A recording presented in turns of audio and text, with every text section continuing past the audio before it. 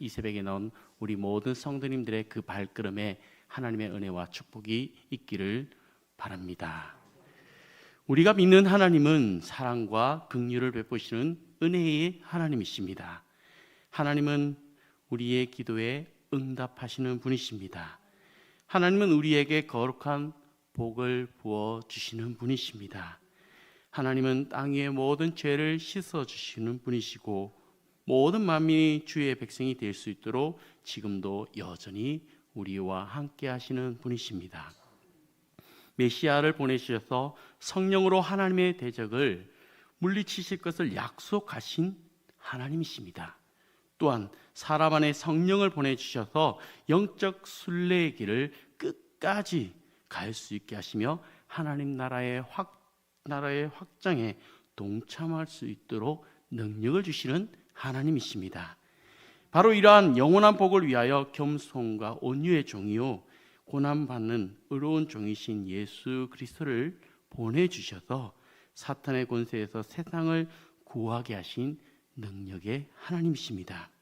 바로 지금이 은혜의 때요 구원의 때입니다. 하나님은 지금도 저와 여러분을 초대하십니다.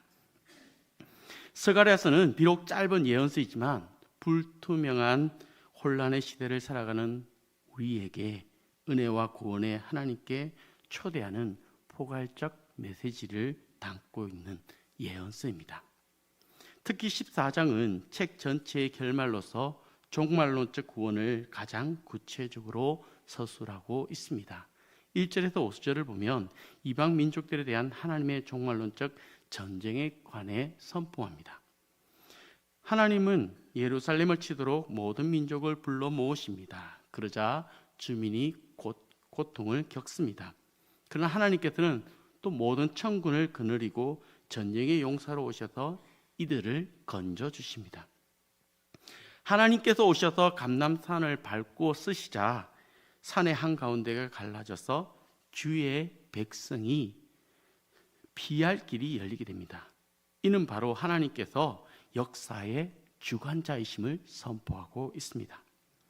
6절에서 11절은 종말에 일어나게 될 4개의 사건이 묘사됩니다. 낮과 밤이 없을 것과 대낮만 이루어질 것, 예루살렘에 생수가 솟아나서 여름과 겨울 내내 흐를 것이며 여호와께서 왕이 되시고 세상 사람이 오직 주님 한 분만을 섬길 것이며 예루살렘 주위가 평지가 되고 예루살렘은 우뚝 서고 다시는 멸망하지 않을 것임이 선포되고 있습니다. 12절에서 15절은 이제 운명이 바뀌어 마침내 예루살렘이 성자가 됨을 선포하고 있습니다. 16절에서 21절은 이방 민족들이 주님을 경배하기 위해 예루살렘으로 순례를 행할 것을 나타냅니다. 이처럼 종말의 때에 모든 것이 거룩하게 되어 유대인과 이방 민족들, 정결한 것과 부정한 것 사이에 구별이 없어질 것입니다. 모두가 주의 백성으로 살기 시작하는 때가 올 것임을 분명히 선포하고 있습니다. 이 종말의 때는 예수 그리스도의 오심으로 시작되었고 우리는 이미 시작되었으나 아직 다가올 완성에 대한 믿음을 갖고 지금도 살고 있습니다. 완성의 때는 오직 하나님만이 아십니다. 그러나 그날을 믿고 끝까지 기다리며 견디는 사람은 구원을 받게 될 줄 믿습니다. 하나님은 구원받고 주의 일을 감당하고자 부름을 받은 하나님의 백성은 결코 고아처럼 내버려 두지 않으십니다. 주께서 보혜사 성령을 보내주셨고 우리를 지키시고 인도하시며 능력을 주십니다. 그러므로 자신의 모습을 보고 교만하거나 우쭐대거나 반대로 약하다고 낙심하지 말고 바울처럼 겸손히 주의 표대를 향해서 한 걸음씩 나아가는 주의 백성 되기를 축복합니다. 그러나 너희는 택하신 족속이요 왕같은 제사장들이요 거룩한 나라요 그의 소유된 백성이니 이는 너희를 어두운 데서 불러내어 그의 기이한 빛에 들어가게 하신 이의 아름다운 덕을 선포하게 하려 하심이라. 아멘. 여러분이 믿는 예수 그리스도는 누구시고 어떤 분이십니까? 유일하신 구원자 그리스도께서는 참된 교회를 세우시기 위하여 자기 몸을 내어주신 분입니다. 예수님은 교회를 당신의 몸으로 여기시며 친히 교회의 머리가 되셨습니다. 따라서 교회 즉 예수 그리스도에게 속하지 않고는 구원에 이를 수가 없습니다. 이 사실을 잊지 않는다면 참된 구원의 은혜를 받아 누리는 사람의 삶은 어떠해야 할지를 오늘 발견할 수 있게 될 것입니다. 어떤 경우에도 하나님, 즉 예수 그리스도와 그의 몸된 교회를 떠나지 말고 교회를 중심으로 성령님과 동행하며 여러분의 택하심과 구원을 더욱 굳게 하는 모든 성도님들 되시기를 축복합니다. 습관적이든 아니든 새벽에 이곳에 나와 하나님께 나의 하루를 다스려 달라고 예배하며 기도드리는 성도님들은 참된 구원의 은혜를 받아 누리는 복이 있는 사람들입니다. 나의 형편이 어떠하든 어떤 고난과 문제가 있을지라도 저와 여러분은 하나님께서 택하심과 부르심을 받은 하나님의 자녀라는 은혜를 받았음을 절대로 잊지 마시기 바랍니다. 내게 능력 주시는 자 안에서 내가 모든 것을 할 수 있느니라고 고백한 사도 바울의 고백처럼 배부름과 배고픔, 풍부와 곰핍, 비천한 가운데서도 능력 주시는 하나님으로 인해 주 안에서 크게 기뻐하며 어떤 형편에서든지 모든 상황을 속에서 하나님께 감사드리며 겸손히 하나님의 도우심을 구하는 저와 성도님들이 되기를 축복합니다. 그렇다면 오늘 본문 말씀 속에서 하나님께서 우리를 향하신 비전이 무엇이겠습니까? 우리를 향하신 그 하나님의 비전 20절에서 21절 말씀을 다 같이 합독하겠습니다. 시작. 그날에는 말 방울에까지 여호와께 성결이라 기록될 것이라. 여호와의 전에 있는 모든 솥이 제단 앞 주발과 다름이 없을 것이니 예루살렘과 유다의 모든 솥이 만군의 여호와의 성물이 될 것인즉 제사 드리는 자가 와서 이 솥을 가져다가 그것으로 고기를 삶으리라. 그날에는 만군의 여호와의 전에 가난한 사람이 다시 있지 아니하니라. 아멘. 성도가 궁극적으로 가져야 할 비전은 거룩이 온 땅에 편만케 되는 것입니다. 물이 바다를 덮은같이 여호와의 영광을 인정하는 것이 온 세상에 가득하게 되는 것입니다. 앞서 14장 5절 말씀에도 하번절에도 나의 하나님 여호와께서 임하실 것이요 모든 거룩한 자들이 주와 함께 하리라 라고 말씀하십니다. 저와 여러분은 이 땅 가운데 남겨진 거룩한 거루터기인 줄 믿습니다. 오늘 본문도 여호와께 성결, 즉 거룩에 대해 말씀하고 있습니다.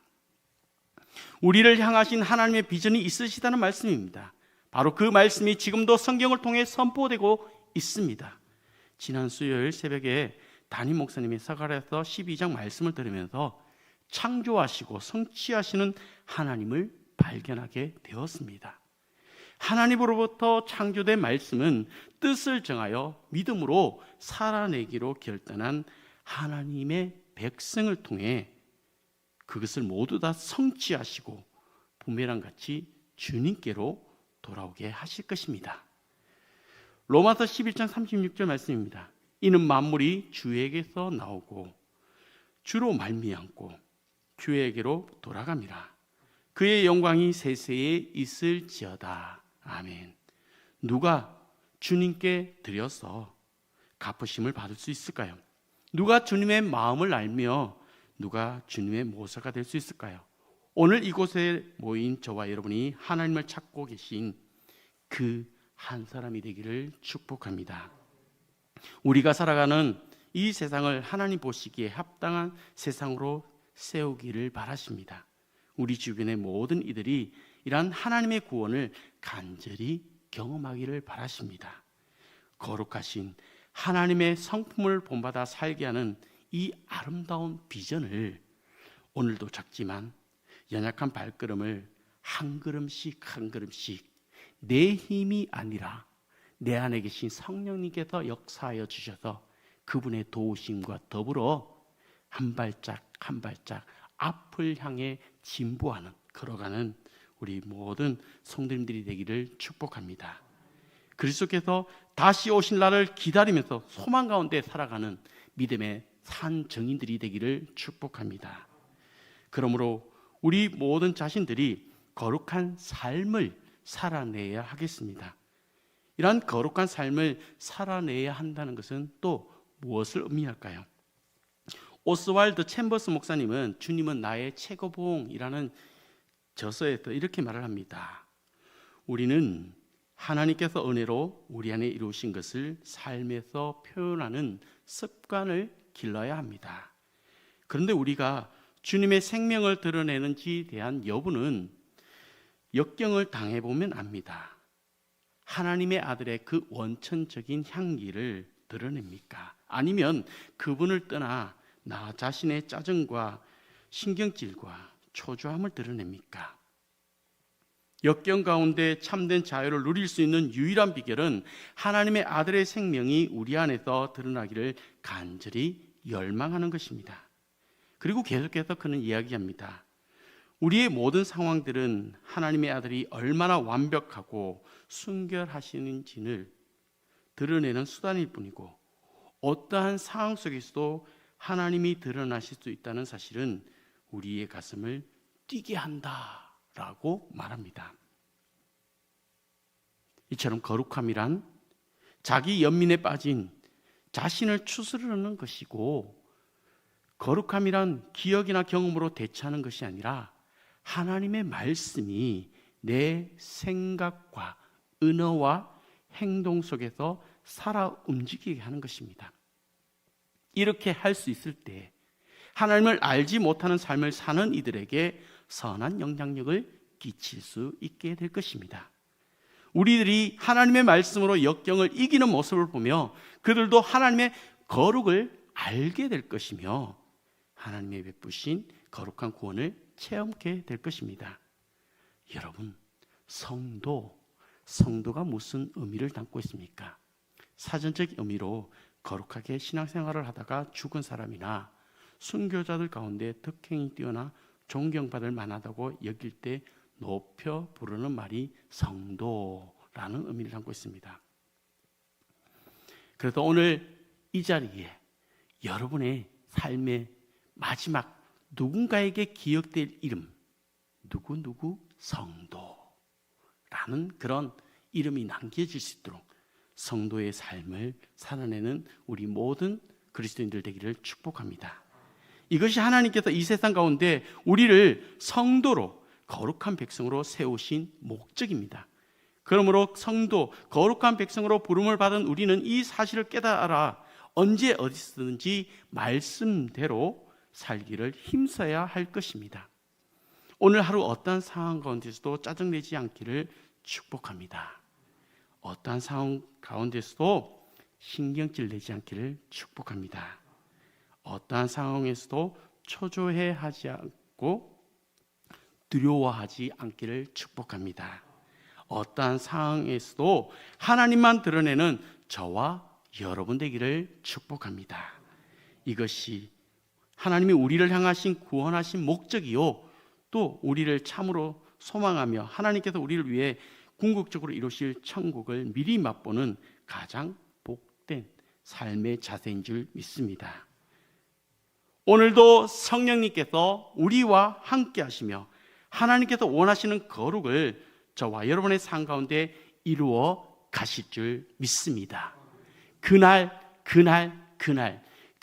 역사하실 하나님은 우리에게 패배와 저주와 낭망이 아니라 오늘 본문 말씀 전체를 읽어보면 희망을 말씀하고 있습니다. 믿는 자에게, 남은 자에게, 주께로 돌아오는 자에게 하나님이 신실한 소망이 되어주는 줄 믿으시기를 바랍니다. 기도하시겠습니다.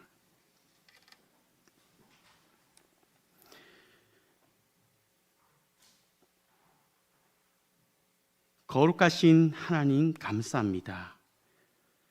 우리를 하나님의 깊고 넓은 지혜와 은혜로 구원해 주시고 거룩하신 하나님의 자녀로 다시 살게 해주셔서 감사드립니다.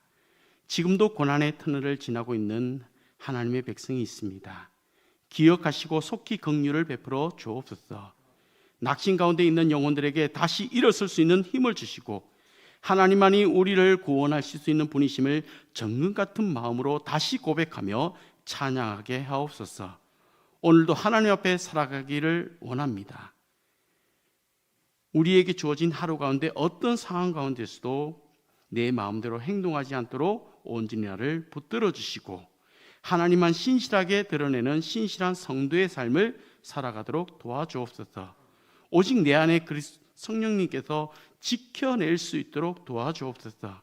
이 시간 하나님 앞에 정성을 다해 올려드리는 귀한 예물을 기뻐 받아 주옵시고 바라고 소망하는 모든 기도의 제목이 하나님의 뜻 안에서 온전히 이루어지게 하옵소서. 예수님의 이름으로 기도드리옵나이다. 아멘. 하늘에 계신 우리 아버지, 아버지의 이름을 거룩하게 하시며 아버지의 나라가 오게 하시며 아버지의 뜻이 하늘에서와 같이 땅에서도 이루어지게 하소서. 오늘 우리에게 일용할 양식을 주시고 우리가 우리에게 잘못한 사람을 용서하여 준 것 같이 우리 죄를 용서하여 주시고 우리를 시험에 빠지지 않게 하시고 악에서 구하소서. 나라와 권능과 영광이 영원히 아버지의 것입니다. 아멘.